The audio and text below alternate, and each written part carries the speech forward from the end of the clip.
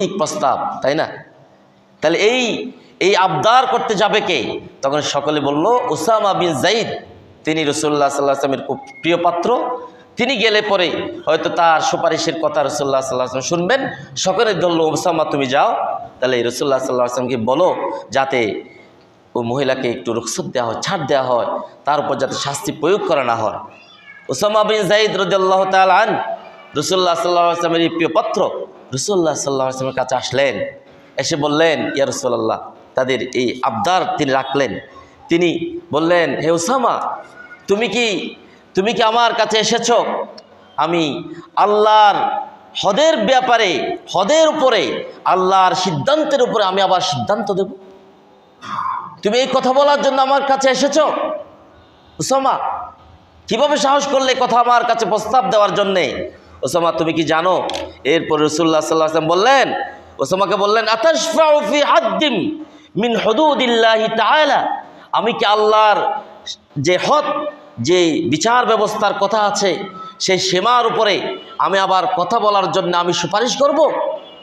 এরপর রাসূলুল্লাহ সাল্লাল্লাহু আলাইহি ওয়াসাল্লাম সমবেত সাহাবা আজমাইনকে উদ্দেশ্য করে বললেন ইন্নামা আহলাকাল্লাযীনা মিন ক্বাবলিকুম কানু ইযা সারাকা ফীহিম আশ-শরীফ তারাকুহু।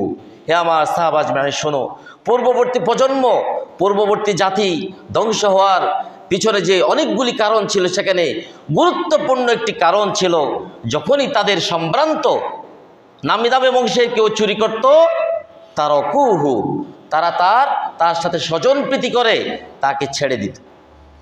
ওয়াইদা সারাকা ফীহিমুদ দাঈফ আকামু আলাইহিল হাদ, যখন কোনো দুর্বল শ্রেণীর কিংবা দুর্বল জাতিগোষ্ঠীর, দুর্বল গোত্রের কোনো দুর্বল মানুষ যখন চুরি করত, তার সাথে এসে সবাই আকামু আলাইহিল হাদ, তার সাথে এসে সমস্ত শাস্তি তার সাথে প্রয়োগ করে দিত। তাহলে আচরণ কয় ধরনের পাওয়া গেল? দুই ধরনের।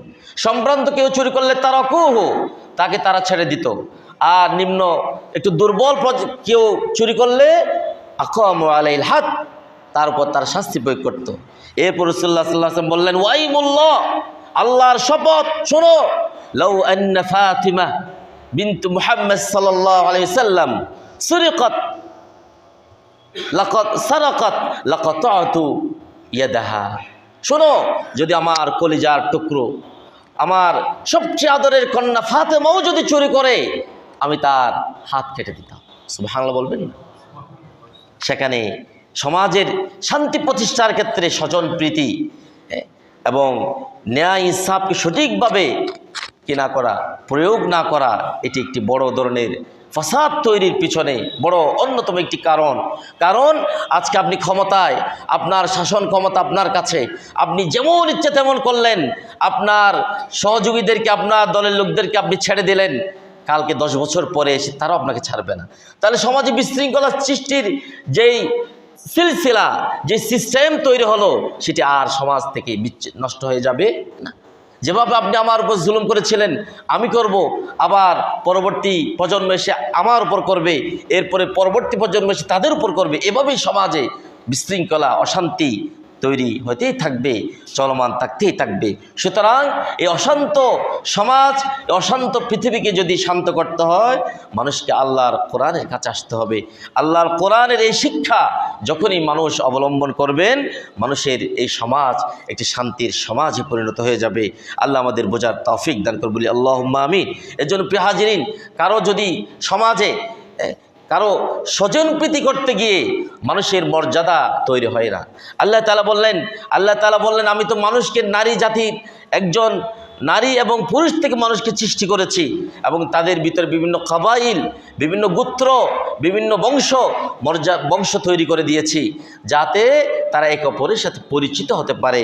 সুতরাং বংশ দিয়ে এখানে মানুষের ভিতরে, গত জুমায় আমরা আলোচনা করেছিলাম, হাসাদের, হিংসার কথা বলতে গিয়ে মানুষের ভিতরে বড় ছোট এই ধরনের কোনো কিছু নাই, সমস্ত মানুষ এক সমান।